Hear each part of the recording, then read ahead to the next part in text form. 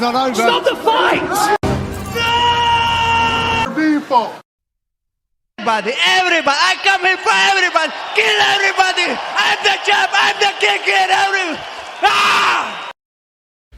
Okay, guys, welcome back to Broke Bets. We had some requests that we make this a little bit more personal. I show my face. I know you're not gonna, because we're doing this online and it's extra trouble too. But what's up, dude? What's going on, my man? Yeah, I will stay anonymous here, and we can continue. Quality. All right. So we just came off Dern versus Jan. If you want to skip forward to the picks for Grasso versus Araujo, or however you say her last name, can't do it. Go ahead, the time markers, and find that. Otherwise, if you want to stick around, we will talk about our bets and our picks last week. Let's do it. We did not do good at all on the picks. I didn't see many people do too great. Surprisingly, here we can do horrible on our picks and still have good bets. At least I think these were good bets if for 5 units put down. We profited 2.27 units, extending the win streak to 4 weeks, and I think 15.58 units. To start with straight bets, you picked Jocko here. Yeah, I did pick Jocko, and he was an absolute retard. All right, easy. Sorry. Yeah, that was a big disappointment. I didn't think Brendan Allen's IQ would have been that good, especially after his last fight, which we thought he lost, or at least I did. Yeah. And, I expected a little more from Jocko there. I thought Jocko got comfortable. He looked like he was sitting in half guard, feeling comfortable, and he just got flipped over. And at those higher weight classes, it's really hard to get out of bottom position. And Brendan Allen just took his back and made quick work of it. Next one, we had Randy Brown and Grishin, and then Grishin fight got canceled, so we just had Randy Brown straight up. Really got no value out of this fight for me. I actually thought Randy Brown lost. I'll be dead honest. I thought Trinaldo took 2, and I thought that he controlled all of 3. I think there's just bias with Randy. Being the longer fighter, it looks like he's doing better. And then you had your parlay. Yeah, Yusuf and Brown. I thought Brown won. He won 1 for sure. I think 2 was the only close round. Trinaldo seemed to be... He threw a lot, but seemed to be missing most of those punches. Yeah, I mean... To my vantage point, he did. Brown, he knocked him down in round 1. And, instead of going for a finish, he was being cocky, and what a fucking idiot. Yeah, he was way too cocky for my liking. Especially in 2, and then start of 3 as well he was, and then got taken down and controlled for 4 minutes. Right. Next one, we had Silva and Ronson under 2.5. Kind of sweated it for a minute because they were feeling out each other for a while, but ended up being a pretty easy hit. Ronson, we picked him, but he got kneed in the face twice or something. Could have been finished in the first round if the bell wasn't there.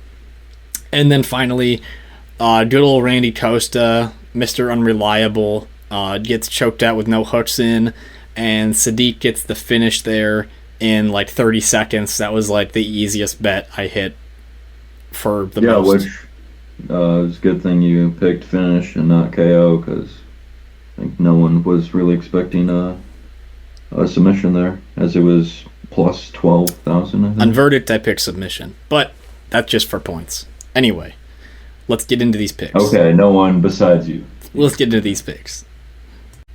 Okay, for the first fight of the night, we've been waiting months for this. I think everyone's been talking about this fight. It's been amazing. We have Mike Jackson versus Pete Rodriguez. Pretty shit fight. Pretty insane that Pete Rodriguez can even be that big of a favorite. If I were to set this line, I'd say minus 300, but Mike Jackson actually showed some decent moments in his last fight before the eye gouge and the disqualification. Pete Rodriguez has done some decent things, but I'll let you announce the pick. It's not going to be too big of a shock, I don't think. Yeah, well, I'm saying Pete Rodriguez by knockout.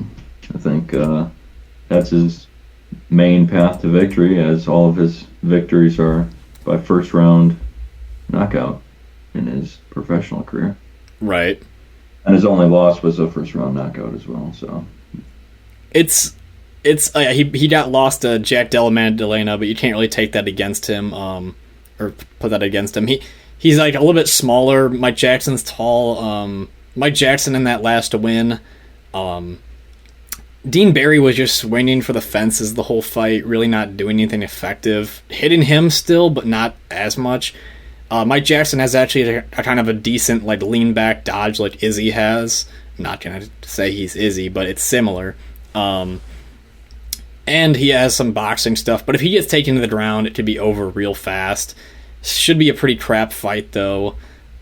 Pete Rodriguez, from what I've seen, he hasn't had the highest level of competition of people he's faced, but he does have some power in his hands. I think he should be patient in this fight, and he should be able to find a KO just on a one punch on Mike Jackson if he times it right, or take him down. That's the other technique. Not putting anything behind this fight. There really isn't anything here. I've actually thought about over 1.5 as like a whatever, but I don't think I just can't pull myself to bet it because it's just dumb. Low IQ. I'm staying far away from this fight, betting wise. Right. Okay, for the next fight we have CJ Vergara versus Tatsuro Taira. CJ Vergara, questionable if he won his last fight. Seemed like he won round 2 and that was it in the fight. Otherwise it seemed kind of a clear robbery. But this guy's in dogfights for almost every one of his fights. He loves to come forward. Had a good fight with Ode Osborne where he actually came back when Ode was pretty gassed late in the fight. Doesn't really have a complex game. He's just a dog. He'll come forward, take the punches, tough it out, and make the fight complicated for anybody. So I'll let you say the pick here. Yeah, I like Tatsuro Taira here. I think he'll get a finish, if I'm being honest. Probably a submission. He likes to get the fight to the mat. And likes to work to the back and work for a submission. I know he didn't get it against Candelario, but Candelario did well fighting the hands. And I think that was good for Taira to go 3 full rounds because he doesn't have much experience in the past. What round are you thinking of submission when they're dry? Because he kind of slowed. Yeah, 1 or 2. He kind of slowed up in his last fight. Not slowed up, but I think he gives up opportunities to where he has chances just to punch someone out on the ground that leads to a submission. And he kind of just looked for the submission the whole fight versus Candelario.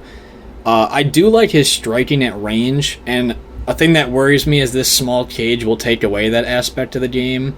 He'll probably be on the back foot, not being able to use his leg kicks that he's good with. His left straight hand should be a good weapon, though, against Vergara. Vergara, coming forward, should walk into a lot of strikes, and I think that could be a weapon for Taira to either use that to put him down or lead to a takedown.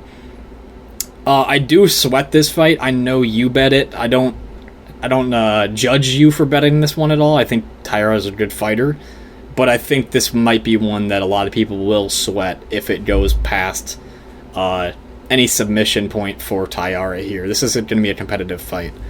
I could see a split decision if Vergara wins. I would see it kind of going that way.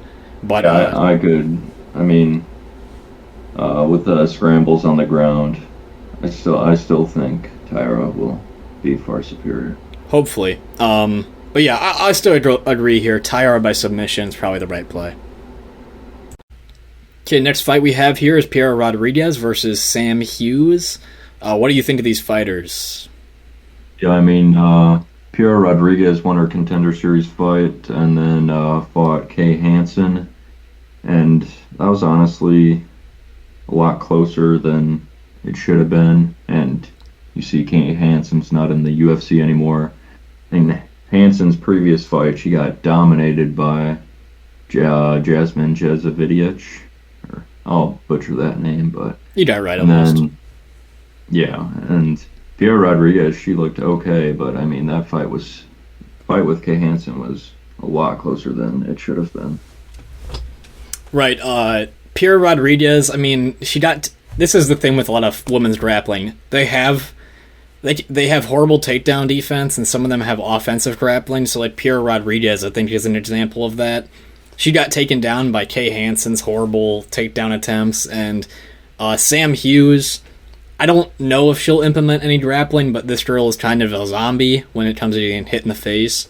And I don't think Piera Rodriguez is as good of a striker as other strikers Sam Hughes has faced. We're looking at her opponents. Elise Reed got taken down in that fight, and Sam Hughes kind of played the smart game. That was her weakness. Estela Nunes, though, very sharp striker, and Sam Hughes took it all from her. I mean, in the first round, she got hit in the face a bunch, and then Estela Nunes started to slow down, and she really got her, got the next 2 rounds, and also a point deduction, I think, in that fight. She's came off some losses. She's not the best fighter, but she does fight like a dog, like I said. Like, she'll just take the punches. It's hard to say if Rodriguez will get this to the round. If she does, she might have a chance here, but I think just decision on the underdog here is a fine play, and I don't have anything really rolling behind this, so it feels safe to take a dog. Okay, for the next fight, we have Raphael Assuncao versus Victor Henry.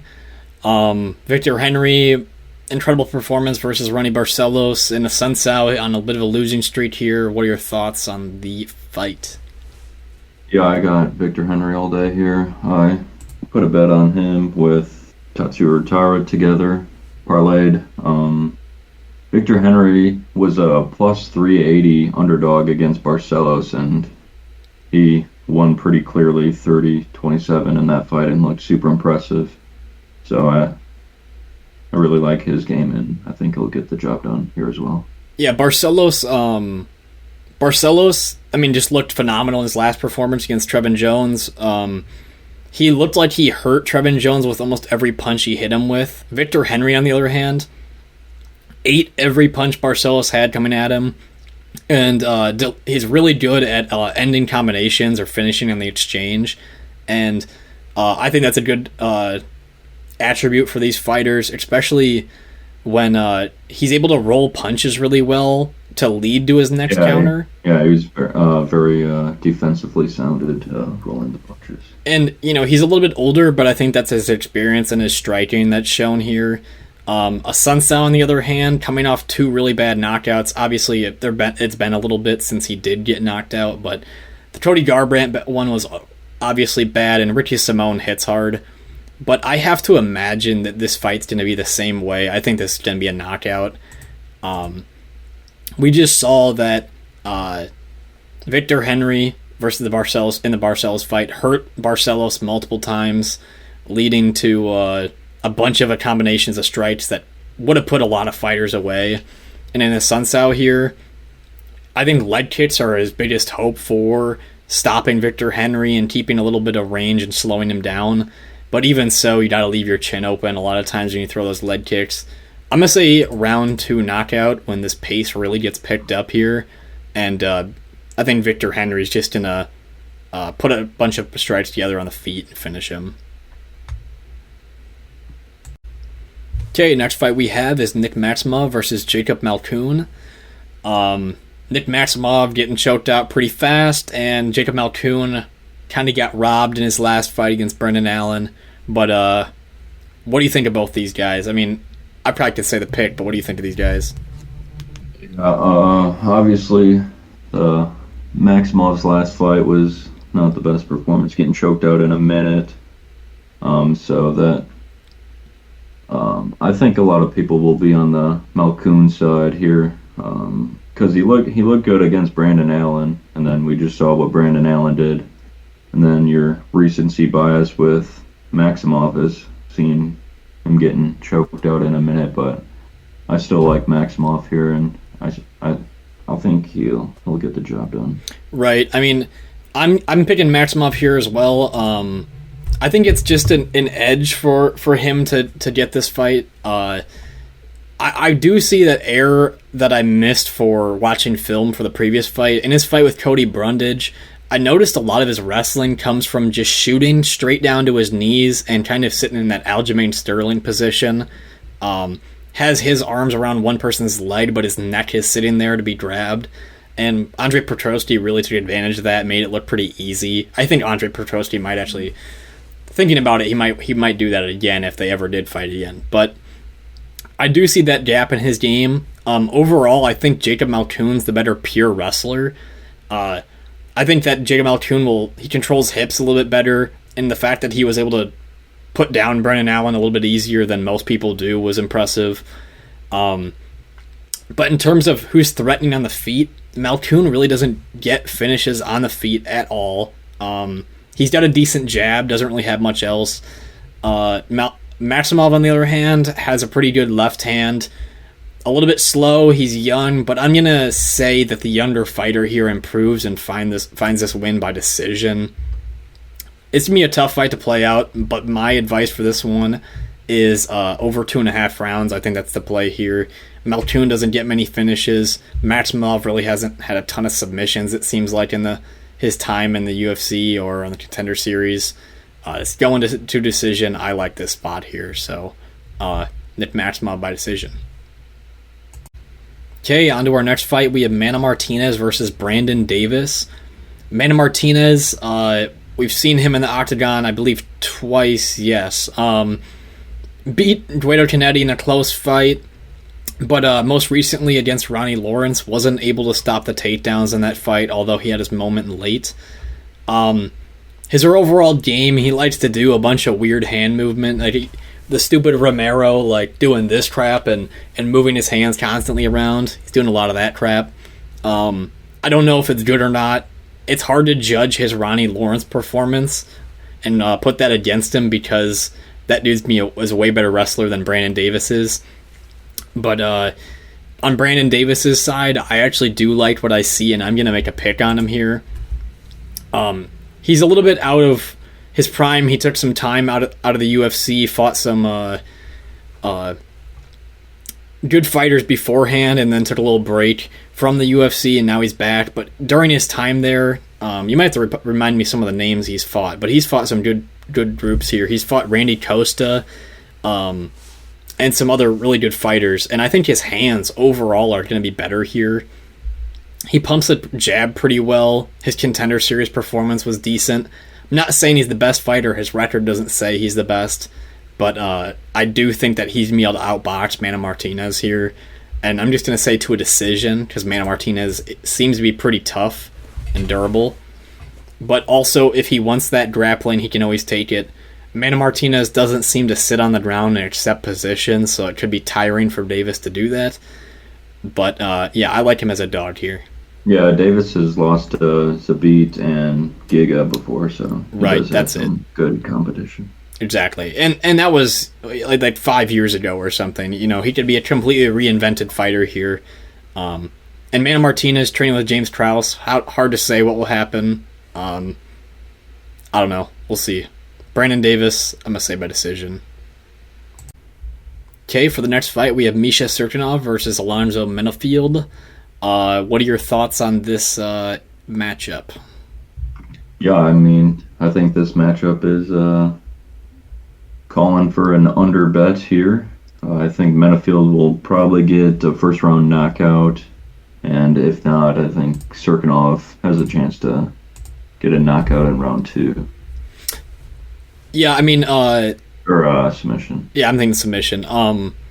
This is a weird matchup. Cirkunov going back up to light heavyweight from middleweight. He's kind of fluctuated between the two divisions a lot before.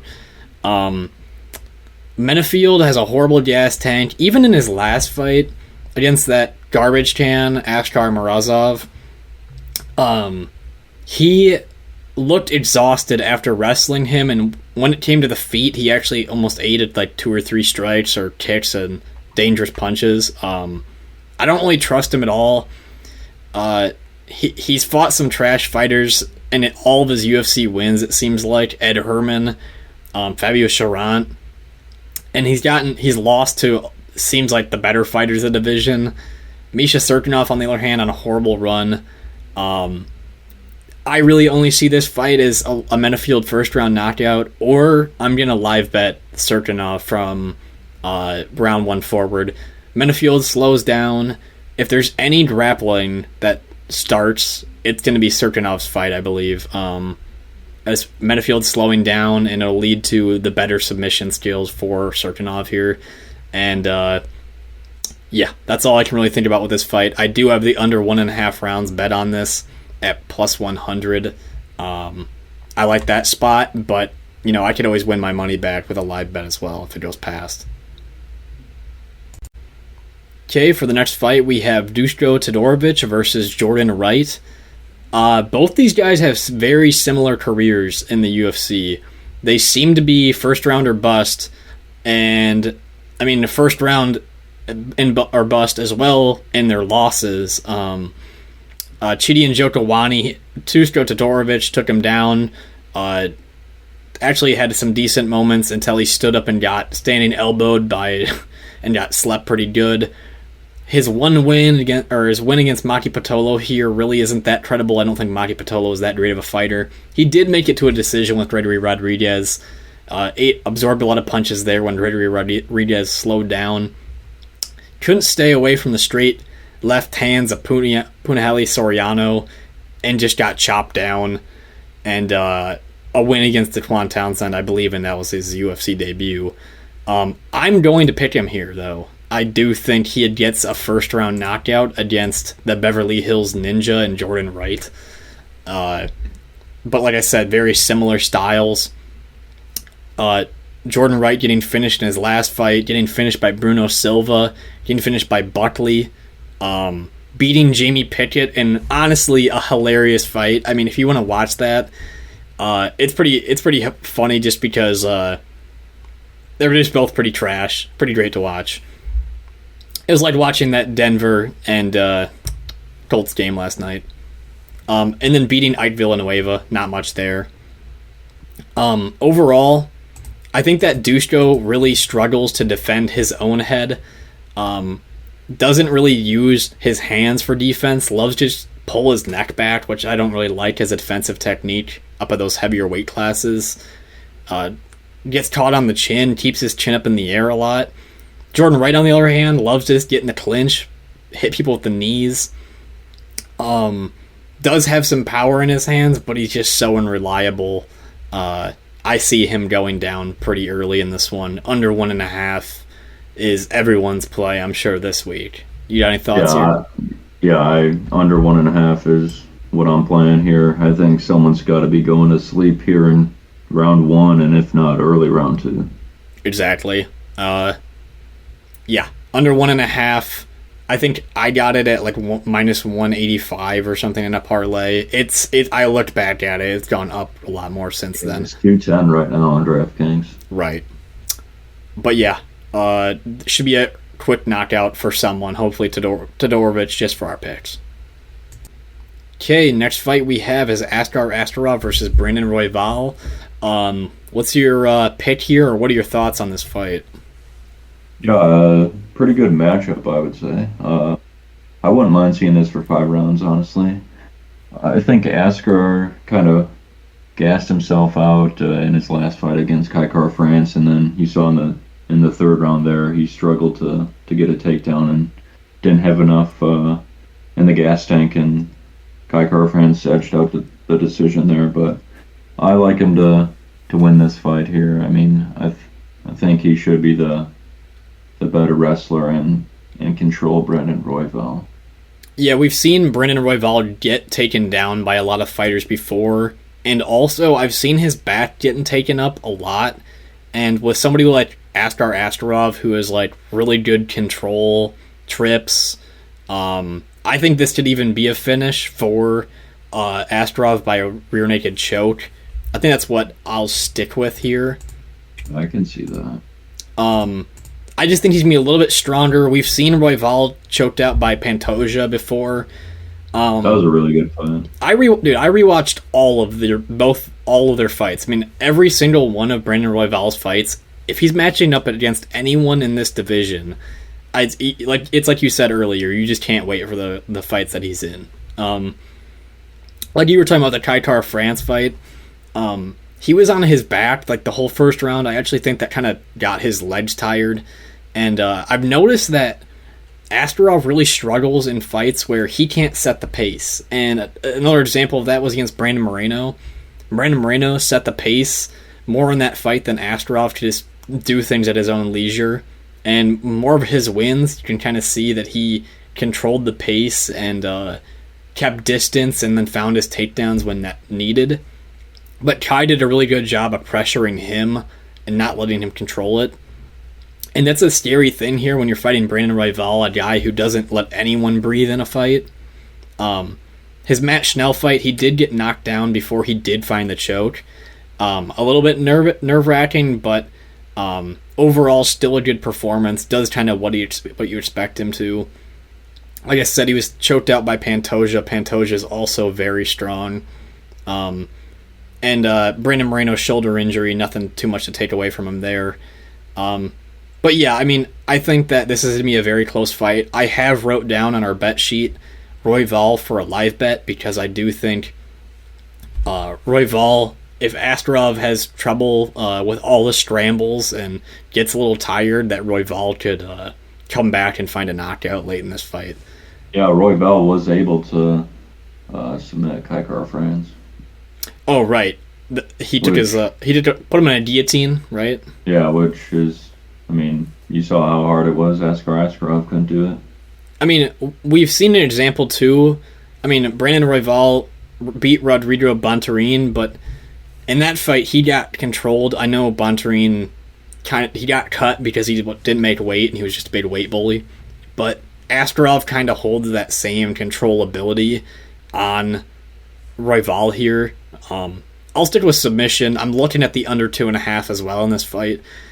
But dicey. I think this is just a fun one to watch for the fans here. Yeah. Okay, for our next fight, we have Jonathan Martinez versus Cub Swanson. Jonathan Martinez put together a couple of good wins here, although I think he could do a little bit better in these last performances. What I like about Jonathan Martinez's game is he uses his length and distance management extremely well. But what I don't like is he doesn't use his hands enough to keep his opponents honest. And a great example of that is his second to last fight against Alejandro Perez. He got dropped like twice in that fight from not punching this dude in the face enough. Like, he just loves to throw that left leg, to the body, to the head. But I think overall that's not as effective as a weapon as using your punches in all of your weapons against somebody. I'm going to pick Cub Swanson here. It's a little bit nerve-wracking. I mean, he's going down a weight class here. You want to talk about that? Yeah, I mean, I can't really trust a guy who's 38 years old and now he wants to go down a weight class when he's that old. I mean, I just think I'm not saying it. He's Cody Garbrandt, but that's because Garbrandt's been knocked out before. But that's kind of like what you see with the older guys going down in the weight class, and you don't really have you tend to get knocked out. I know what you mean. Especially at these lower weight classes. I don't know. I feel like I looked at Cub's Instagram. I think he looks pretty healthy. He looks healthy, but I mean, you don't know how much he weighs. He could weigh 150. Exactly. I mean, same thing with TJ Dillashaw and some of these guys that they look healthy somewhat, and then they do their weight cut and they look awful. Yeah. But Cub Swanson has really good boxing, and I think that Jonathan Martinez is going to struggle with that here. He does have that left leg kick and head kick and body kick, but against Cub, it's not going to be against the outside of the leg. It's going to be against the inside of the leg and the shin. A little bit harder to implement.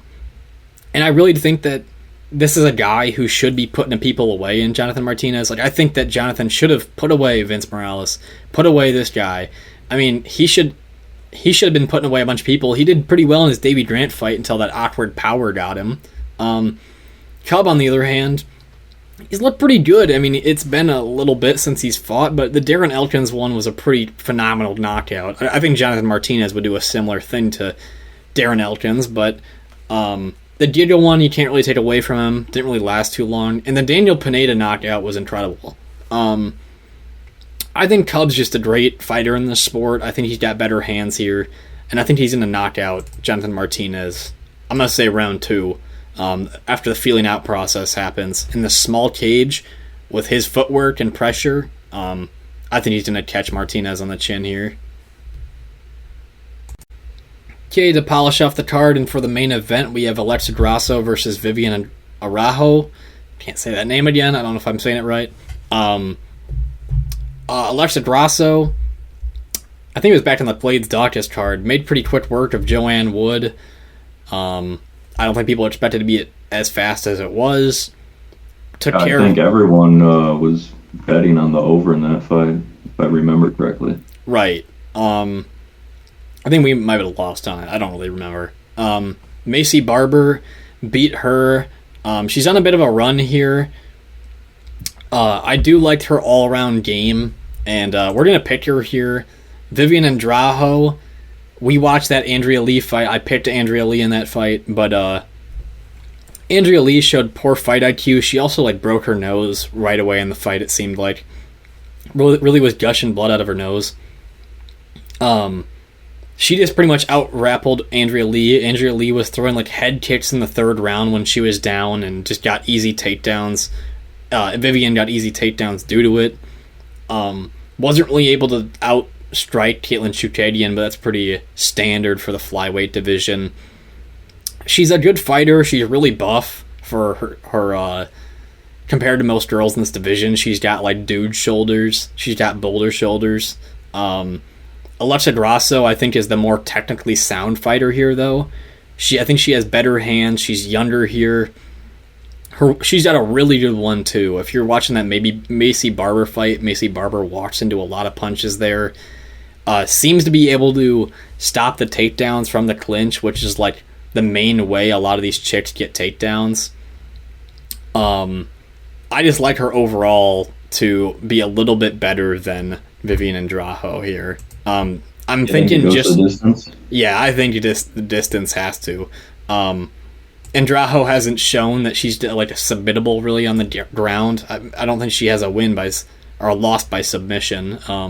She's also very strong on the ground, but Alexa Grasso also can throw up submissions from the ground to get back to her feet. We've seen that before. I guess I'm kind of interested in seeing where Alexa Grasso goes from here if she does well in this fight, but I'm not too invested with this chick fight. I mean, last week's Mackenzie Dern one wasn't very exhilarating. Come on, man. We've been waiting 2 weeks for this fight. Come on, man. All right. Anything else from you on the main event? No, I got nothing else. All right, thanks, guys, for tuning in to our video. Hope you guys enjoy the picks. I mean, leave a comment if you like the picks down below. Leave a like, subscribe. We got that bets video coming for you guys on, I would say, Wednesday or Thursday. Well, Thursday, because we'll do NFL picks. But stay tuned for 280. I've been posting Instagram pictures of our bets already super far ahead of time because we're going to have a bunch coming in there. But yeah. Hope you guys like all the picks. Anything else from you, dude? And if you don't like them, comment about it and boost that algorithm. All right, dudes. Peace. Peace.